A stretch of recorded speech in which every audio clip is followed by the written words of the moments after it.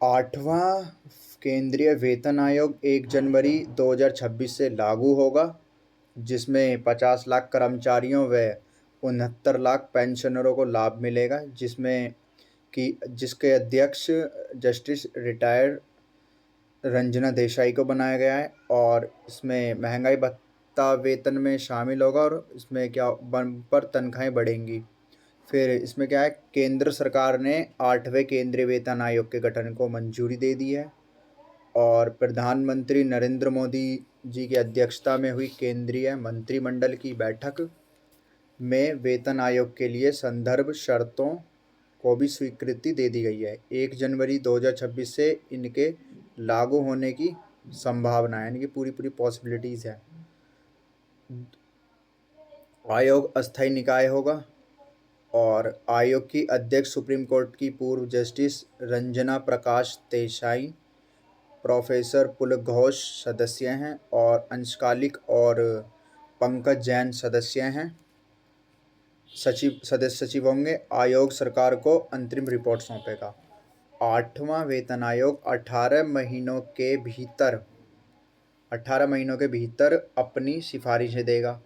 केंद्र सरकार के करीब 50 लाख कर्मचारियों और 69 लाख पेंशन भोगियों को इसका लाभ मिलेगा, जिसमें सिफारिशें देते समय आयोग को देश की आर्थिक स्थिति एवं राजकोषीय विवेक यानी सरकारी वित्तीय प्रबंधन तथा खर्च व राजस्व के संतुलन की जरूरत का ध्यान रखना होगा।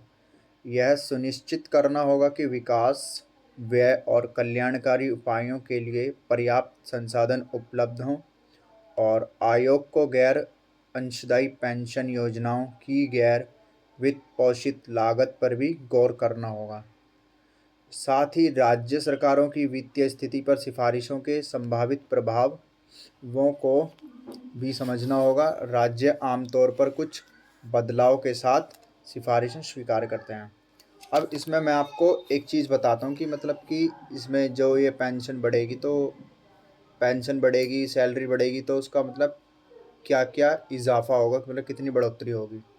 तो इसमें क्या है कि जो नया वेतन है में मौजूद महंगाई भत्ता यानी कि डीए, जिसे डियरनेस अलाउंस कहते हैं, बाद में मूल्य सूचकांक के आधार पर नया डीए बढ़ता रहता है। अभी जो वर्तमान में डीए है वो 55% है और नया वेतन निर्धारण फिटमेंट फैक्टर से गुणा करके तय होगा, जिसमें फिटमेंट फैक्टर महंगाई और जीवन लागत पर आधारित एक सूचकांक है। ठीक है। फिर इसमें क्या है कि 7वें वेतन आयोग में तो फिटमेंट फैक्टर जो था वो 2.57 था और इस बार अनुमान या उम्मीद लगाई जा रही है कि जो फिटमेंट फैक्टर है वो 2.46 होगा। तो इसको मैं आपको एक बहुत ही आसान से और साधारण से उदाहरण के साथ समझाना चाहूँगा, किस तरीके से हम इसको समझ सकते हैं। जैसे मान लीजिए कि अभी आपका मौजूदा जो वेतन है वो 30,000 रुपये है, यानी कि जो बेसिक है वो 30,000 रुपये है बेसिक पे। तो इसमें डीए 16,500 है और जो मतलब मकान का किराया है वो 9,000 रुपये है, हाउस रेंट अलाउंस जिसे कहते हैं। तो इसका 2.46 से गुणा करने पर जो नई तनख्वाह बनेगी ना अभी इस टाइम प्रेजेंट में, वो 73,800 होगी। और ये क्या है मतलब कि और बाकी जो हाउस रेंट होता है वो शहर के हिसाब से अलग होता है। शहर में अलग मिलता है हाउस रेंट अलाउंस और गांव देहात में वहाँ पे अलग मिलता है। उसके हिसाब से थोड़ा सिटी का फ़र्क पड़ जाता है। XYZ ये 3 प्रकार की सिटियाँ होती हैं, तो उसी हिसाब से हमारा हाउस रेंट अलाउंस थोड़ा उसमें फ़र्क पड़ता है। ठीक है, धन्यवाद।